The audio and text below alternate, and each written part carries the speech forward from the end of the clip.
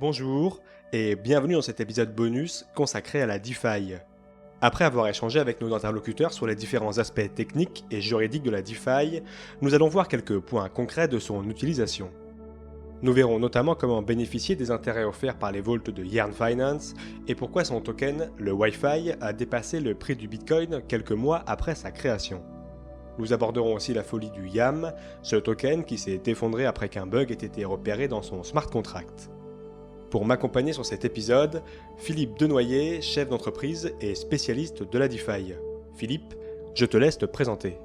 Alors, je m'appelle Philippe Desnoyers, donc je suis chef d'entreprise. J'ai une entreprise de réalité virtuelle. Je commercialise des bornes et des cabines de réalité virtuelle auprès des complexes de loisirs. Et j'ai une deuxième activité que je faisais à titre personnel. Et depuis quelques temps, je suis passé dans les cryptos à titre professionnel. Tu es très présent dans l'univers DeFi depuis quelques mois et particulièrement sur le groupe Telegram DeFi France, sur lequel tu conseilles avec beaucoup de pédagogie les petits nouveaux qui sautent dans le grand bain DeFi. Pourquoi es-tu arrivé dans ce milieu ? Alors, clairement et simplement, les rendements. Donc les rendements DeFi sont bien meilleurs que les rendements crypto. Et surtout, la chose la plus importante en DeFi, c'est qu'on peut avoir en fait un capital qui est stabilisé. C'est possible de stabiliser son capital. C'est-à-dire qu'en crypto, un matin, on peut se lever riche et le lendemain matin, on se lève pauvre. Alors qu'en DeFi, on a la possibilité en fait d'avoir quelque chose de 100% stable qui rapporte quand même beaucoup d'intérêt. Comme beaucoup de curieux, j'ai fait l'expérience des premiers placements dans la finance décentralisée il y a quelques mois. Quelle angoisse dans les premiers temps pour comprendre les termes techniques et mathématiques derrière chaque protocole. Comment as-tu réussi à faire tes premiers pas ? Alors en fait, j'ai pas eu de grandes difficultés parce que j'ai commencé en fait à me documenter sur la DeFi au début du confinement. C'est comme ça que ça a un petit peu commencé. Alors je sais pas comment ça se prononce, mais je suis tombé sur le blog de Token Bryce qui m'a pas mal éclairé. Après, bon, j'avais déjà pas mal de notions crypto, donc j'ai pu assez facilement comprendre tous les contenus qu'il a publiés. Et suite à ça, moi j'ai cherché de plus en plus de contenu pour essayer de regarder comment stabiliser du portefeuille, m'intéresser au protocole, etc., etc. On aura l'occasion de revenir sur les protocoles et comment stabiliser un portefeuille au cours de ce podcast, mais j'aimerais d'ores et déjà vous donner ou rappeler quelques liens utiles pour se lancer dans la DeFi. Premièrement, le site de Token Bryce qui synthétise et explique beaucoup de contenu sur la DeFi. Il anime également la chaîne YouTube de DeFi France qui est une mine d'informations supplémentaires. Le Discord de Cryptomatrix apporte des points de vue et des astuces très pertinentes et complémentaires au site de Bryce. Pour être dans l'actu, rejoignez le Telegram DeFi France. Et enfin, pour comprendre tous les rouages de cette invention, je vous conseille de vous pencher sur le Skill Cube de Bankless, en anglais et un poil long. Il est indissociable de votre réussite dans l'univers de la DeFi. Philippe, avant de continuer, j'aimerais connaître ta définition de la DeFi. Alors là, la question est compliquée, mais simplement, je dirais banque nouvelle génération. Banque et assurance même, parce que les assurances sont en train d'arriver. Banque et assurance nouvelle génération. Je dirais en fait que certains petits commerces ont été remplacés par du e-commerce il y a 10 ans. Et là, je pense qu'on est en train doucettement de remplacer les banquiers et les assureurs par de la DeFi. Ceux qui s'intéressent un tant soit peu à la DeFi, et Dieu sait que c'était compliqué de ne pas s'y intéresser cet été, n'ont pas pu passer à côté de la folie du Wi-Fi et du YAM. Le premier token est le token de gouvernance de la plateforme Yarn Finance qui permet notamment d'automatiser certains placements en DeFi pour bénéficier des meilleurs rendements. L'autre était un token d'expérimentation, mais qui s'est soldé par un échec, en tout cas dans un premier temps, et que certains ont assimilé à la fin de cette bulle DeFi. Tu peux nous faire un aperçu des deux projets ? Alors moi je dirais que sur les deux projets en fait, que ce soit le Wi-Fi ou que ce soit le YAM, pour moi c'est deux projets positifs. J'ai pas vraiment vu de côté négatif dans le YAM. Depuis le début c'était vraiment expliqué que c'était à titre expérimental. C'était précisé partout. Ils ont tenté quelque chose, ils ont expliqué ce qu'ils tentaient. Après, il y a eu un bug dans le smart contract, ça peut arriver. Tout le monde est au courant qu'il pouvait y avoir un bug. Donc pour moi, c'est pas un échec. En plus, la communauté qui est derrière, elle est énorme. Je crois qu'elle ne cesse pas d'augmenter. On est passé au YAM 2, le YAM 3 va bientôt sortir. Et je pense que quand le YAM 3 va sortir, il va cartonner. On a pu le voir un peu sur le Telegram de DeFi France. Le Wi-Fi a été ton coup de cœur de l'été ? Techniquement, en fait, je dirais moi, en tout cas, c'est la première fois que j'ai découvert un jeton de gouvernance qui permettait non pas d'acheter-revendre, mais plutôt d'avoir l'impression de participer aux décisions d'une entreprise décentralisée.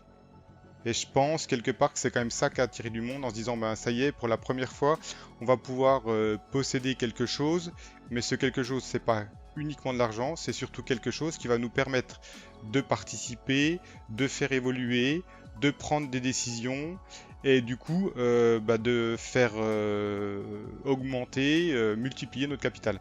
En fait, c'est une opportunité qui a été donnée aux personnes qui détiennent le token de pouvoir en fait vraiment participer aux décisions de l'entreprise décentralisée. Et concernant le YAM? Alors IAM, ils sont partis en fait de la crypto en français à MPL, une crypto en fait qui varie automatiquement dans le portefeuille en fonction de si elle évolue de façon positive ou de façon négative. Donc IAM, ils ont sorti le premier smart contract qui était basé sur cette crypto, avec du coup un contrat capable en fait de réduire la quantité de tokens ou d'augmenter la quantité de tokens en fonction du prix du YAM. Après, bon, effectivement, là, dans ce premier contrat, qui n'avait pas été audité, ou ça avait bien été précisé partout que c'était pas audité, il y a juste eu un petit bug au niveau de la gestion de la trésorerie, qui était en plus, au niveau du YAM, une nouvelle invention non présente dans le AMPL. Et son bug, il est lié à quel manquement? Alors, au niveau du token AMPL, quand ils ont sorti le token, au lieu que ce soit la valeur du token qui varie, l'idée du token, c'était de dire, ben, si le token est à la hausse, pour qu'il reste toujours à 1 dollar, ce qu'on va faire, c'est qu'on va faire augmenter sa quantité dans les portefeuilles, les gens vont le vendre et du coup, il va rebaisser. Et à l'inverse, si en fait le token passe en dessous des 1 dollar, on va faire acheter plus de tokens, du coup le prix va monter. Donc ils ont inventé un nouveau système de régulation, non pas par le prix, mais par la quantité présente dans les portefeuilles capable de bouger, d'être modifiée dynamiquement. Donc c'est cette partie-là qui a été reprise en fait par YAM. Et ils ont inventé une chose en plus, la partie trésorerie, ils se sont dit ouais mais on a regardé comment fonctionnait AMPL, on se rend compte que AMPL il monte et au bout d'un moment il redescend, ou il descend et il remonte, mais il met un certain temps et malheureusement il monte trop fort et il descend trop fort. Donc on va réfléchir à trouver un système supplémentaire qui permette en fait de lisser les hausses et qui permette de lisser les baisses. Donc là-dessus ils ont une idée géniale, enfin moi j'ai trouvé qu'elle était géniale, ils ont inventé le système de trésorerie en disant à chaque réévaluation du token, à chaque rebase, à chaque réévaluation de la quantité de token, ce qu'on va faire c'est qu'on va en prendre une petite partie, on va mettre ça dans la trésorerie et si besoin, la trésorerie elle-même en automatique va elle-même du coup acheter ou vendre du token en fonction du prix qu'il faut attendre. Donc ça a permis en fait, dans l'idée, ce système aurait dû permettre en fait que le token soit encore plus stable que la MPL, sauf qu'il y a eu un petit bug au niveau de la trésorerie. Ils n'ont pas tenu compte des rebasses dans la trésorerie, donc ce qui s'est passé, c'est qu'il y a eu beaucoup trop de YAM versés dans la trésorerie, jusqu'à en fait qu'il y ait plus de YAM dans la trésorerie que dans les portefeuilles des personnes possédant du YAM, les empêchant du coup de gouverner et de prendre des décisions. Revenons-en à Yarn Finance. Son token de gouvernance, le Wi-Fi, est monté à plus de 35 000 $ le dernier week-end d'août, ce qui témoigne d'un intérêt important pour la plateforme. Quel service apporte ce site aux possesseurs de crypto-monnaies? Alors ce que ça apporte, moi j'ai beaucoup de difficultés à répondre à cette question. Ça apporte en fait qu'ils participent vraiment à un projet novateur avec des grandes idées qui sont émises par le créateur. Notamment l'idée du Vault en disant ben voilà, je vais proposer une solution qui va permettre pour la première fois, parce qu'il n'y a pas d'autre mot, aux petits porteurs d'investir sans trop dépenser de frais de gaz.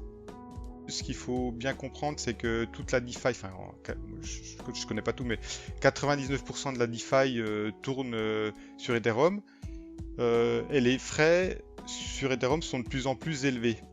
Donc un petit porteur ne peut pas investir dans la DeFi parce que en fait les frais de transaction seraient plus élevés que les gains qu'il réalise. Et du coup, l'idée de Wi-Fi, c'était de dire, nous, on va créer quelque chose qui va permettre aux petits porteurs, non pas de gérer leur propre portefeuille DeFi, mais de déléguer la gestion de leur portefeuille, comme si on déléguait ça à un prestataire de services automatisé. Et du coup, les petits porteurs n'ont plus besoin d'assumer en fait les frais de transaction parce qu'ils sont assumés par le Vault, par le coffre-fort. L'idée, c'est vraiment en fait de mutualiser les frais de gaz entre tous les utilisateurs du protocole. Les intérêts proposés par les vaults de Yarn Finance sont très élevés, oscillant entre 90% et 150% par an en fonction des jours et des pools. Qu'est-ce que c'est que ces taux ? Alors déjà, un rendement de 90% pour moi en DeFi, c'est pas un rendement élevé. Je sais que ça peut choquer par rapport à un livret A à 0,5%. Je sais que ça peut choquer par rapport à une assurance vie à 5-6%. Mais un rendement élevé en DeFi, c'est plus du 1400% d'intérêt par an. Alors après, en DeFi, pour moi, il y a deux types de rendements. Il y a des rendements sur de la crypto-monnaie volatile, qui peuvent être très élevés, et il y a du rendement sur de la crypto-monnaie stable ou sur un portefeuille équilibré qui peuvent être moins élevés. Je dirais que sur un portefeuille équilibré, on arrive sans trop de problèmes, en tout cas au jour d'aujourd'hui, parce que je ne sais pas comment ça va évoluer. Donc on arrive sur du stabilisé à faire du 150% par an, et sur du non stabilisé, on peut même aller jusqu'à du 3000% par an. Alors au niveau des termes, c'est vrai qu'on revoit souvent les termes APR, APY, etc. Et des fois les termes sont mal utilisés dans les contrats. Donc l'APR en fait c'est le rendement par an sans tenir compte des intérêts composés, et l'APY, c'est le rendement par an qui tient compte des intérêts composés. C'est-à-dire on récupère l'argent qu'on a gagné quelque part tous les jours et on le réinjecte dans la solution. Donc ça, c'est l'APY. Si on le garde de côté ou si on le consomme pour la consommation quotidienne, là, on est plus sur de l'APR. Donc effectivement, maintenant, on voit un peu partout le mot APY affiché. Donc l'APY, c'est vraiment, tous les jours, je vais récolter mes intérêts et je vais les réinjecter pour que l'intérêt produise lui-même de l'intérêt. Si on prend la pool la plus rentable aujourd'hui, c'est la YCRV et elle propose des intérêts annuels à 150%. Ça paraît énorme. C'est quoi le YCRV et comment ce service arrive à proposer des rendements énormes, bien plus importants que mon livret A ? Alors déjà, le YCRV qu'on voit un petit peu partout, on va dire, c'est un stablecoin qui est issu de la fusion de 4 autres stables, l'USDT, l'USDC, le TUSD et le DAI. Donc c'est ni plus ni moins qu'un stablecoin. Ensuite, les intérêts, en fait, si on dépose ce stablecoin en stake sur Curve, on va récupérer en fait des intérêts en CRV. CRV, c'est le token qui a été émis par Curve. Donc après, on fait ce qu'on veut avec ces CRV, soit on les garde en espérant qu'ils montent, soit on les vend. Si on les vend, ça fait des intérêts en dollars tout de suite. C'est en fait le token émis par Curve qui permet en fait de se rémunérer. C'est ce token en fait qui permet de payer les intérêts. Quand on débarque sur la DeFi, on voit beaucoup de protocoles. Curve, Balancer, Yarn Finance, quelles sont leurs spécificités ? Là, en fait, ils ont des spécialités. Alors déjà, c'est pas du tout la même chose. Tu peux comparer Curve à Uniswap, à Balancer si tu veux. Ça, tu peux comparer. Mais ça n'a rien à voir avec Yearn. C'est comme si tu comparais un avion puis une voiture. Curve, Balancer, Uniswap, c'est une voiture, mais Yearn, c'est plus un avion ou un bateau. C'est vraiment pas le même produit. Donc Curve, au départ, ça a toujours été spécialisé dans l'échange, le trade de stablecoin. Donc sur Curve est conçu pour faire du swap de stablecoin, alors que Balancer et Uniswap, c'est plus conçu pour du swap de tokens traditionnels, pas forcément que des stables. D'accord, donc par exemple, je peux déposer mes DAIV sur Curve et obtenir des YCRV et ensuite les déposer sur le Vault de Yarn Finance pour y générer des intérêts très élevés. Ou alors, échanger mes Ethers contre des YCRV sur Uniswap par exemple et ensuite les déposer sur Yarn Finance, mais pas l'inverse. Justement, ces outils de swap ont beaucoup servi aux farmers qui ont en partie fait exploser le prix du gaz. Uniswap a généré environ 7 millions de dollars de frais sur le mois d'août. Mais au juste, c'est quoi le farming et à qui ça profite ? Le farming, en fait, ça sert aux nouveaux projets de distribuer leurs fonds pour faire adhérer des membres au projet. Tu veux monter une nouvelle société en 2020 en France. Tu as deux solutions. Soit tu montes une société de façon traditionnelle, tu vas lever des capitaux, tu fais un prêt bancaire, tu montes une structure juridique, t'embauches du personnel, etc. etc. Soit en fait tu montes une société décentralisée À ce moment-là, il faut que tu fasses adhérer du monde à ton projet. Et du coup, pour faire attribuer du monde à ton projet, tu décris ton projet et ensuite tu diffuses des jetons qui vont permettre aux personnes qui les détiennent d'avoir du pouvoir sur ton projet et de prendre les décisions avec toi. Donc il y a quelques années, la façon de distribuer c'était des ICO. Ils se sont rendus compte au fil du temps que de donner des tokens comme ça en grande quantité et gratuitement, ce qui se passe c'est que les gens les revendent derrière et que le token il s'écroule. Alors que là en fait, pour récupérer du token, il faut faire un effort, c'est-à-dire qu'il faut bloquer du capital. Le fait de bloquer du capital, on participe au projet, on investit dans le projet, on réfléchit au projet avant d'investir, on le suit de très près et du coup on a beaucoup moins tendance à dilapider, à revendre dans la foulée les intérêts. Parce qu'on est impliqué en fait dans le développement du projet. D'accord, donc ça profite aux deux parties. Et une fois que j'ai récupéré mon investissement, je n'ai qu'à payer les frais de gaz de la plateforme Ethereum, je reçois une partie du token du projet. Et c'est le prix du token à la revente qui donne les taux d'intérêt énormes qu'on a pu voir tout l'été ? Oui, c'est ça, c'est-à-dire que en fait, le projet, s'il évolue dans le bon sens, le token va évoluer en prix. Donc les intérêts seront de plus en plus grands. Et si le projet évolue dans le mauvais sens, que les développeurs du projet se retirent, que le marketing est mal fait, etc., le token il va dévaluer, du coup les intérêts vont baisser et les farmers vont se désintéresser du projet. Avec l'avantage pour le coup que je ne donne pas mes fonds à la société. Ils sont juste bloqués dans le smart contract durant la période de farming. Oui, c'est ça. C'est en fait que l'argent, il est juste bloqué, il n'est pas consommé par le projet. C'est vrai qu'une société traditionnelle, tu investis dans le capital, mais du coup, le chef d'entreprise va utiliser le capital, il peut le dilapider, tu n'as plus rien. Là, le capital, il n'est pas utilisé par le chef d'entreprise, il est juste bloqué. J'aimerais revenir sur les poules. Elles permettent de générer les intérêts qu'on a évoqués juste avant, mais à part ça, à quoi servent-elles ? L'intérêt d'une pool, en fait, c'est de fournir des liquidités aux personnes qui veulent acheter et revendre une crypto. Il y a deux façons d'acheter et revendre une crypto, c'est soit de les trouver sur un exchange classique, centralisé. Le problème, c'est quand on est sur un exchange classique centralisé, ce qu'on achète, ce qu'on vend, c'est pas dans son wallet, donc on peut se le faire piquer en 2 secondes, il suffit qu'il y ait un bug ou un problème sur la plateforme et on perd tout ce qu'on a. Si on passe par Uniswap ou Balancer, par un fournisseur de liquidités décentralisé, du coup on risque rien. Petit point sur la stabilisation des portefeuilles. Il y a deux manières de faire. Soit, comme on l'a déjà évoqué, acheter des YCRV, qui est déjà un stablecoin, et le placer.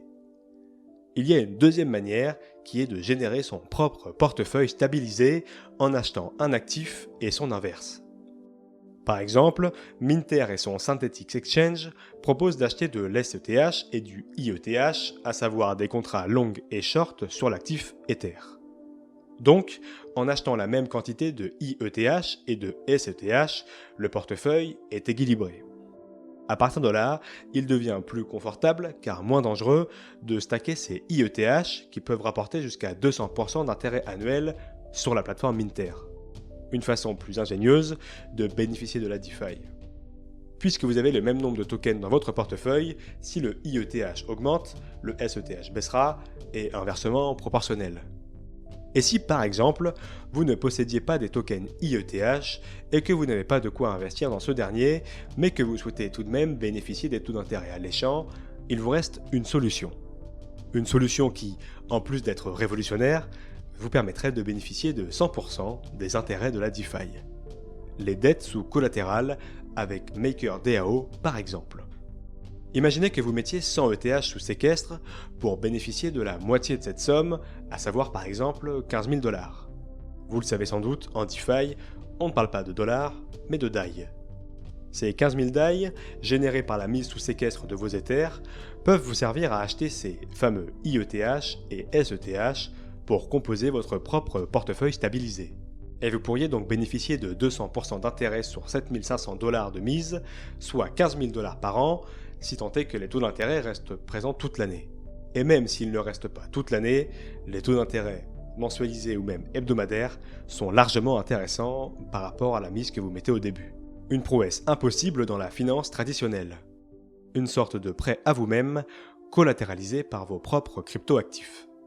Si vous ne comprenez pas tout, c'est que vous n'avez pas encore rempli toutes les compétences nécessaires pour vous lancer dans la DeFi. Maintenant que vous en voyez le potentiel, digne d'un scénario d'Harry Potter mais bien réel, allez regarder le site de Bankless. Ces concepts sont plutôt abstraits et assez fous, mais si les gens ont encore du mal à comprendre le principe de Bitcoin, on est encore plus loin de la compréhension de la DeFi. Mais je pense qu'il va falloir un moment avant que les gens comprennent que finalement, un placement à 0,5% sur un livret A, c'est pas normal, quoi. C'est vraiment pas normal. C'est comme le fait de payer tous les mois une carte bleue, c'est pas normal. On devrait être payé pour utiliser une carte bleue, on devrait pas payer sa carte bleue.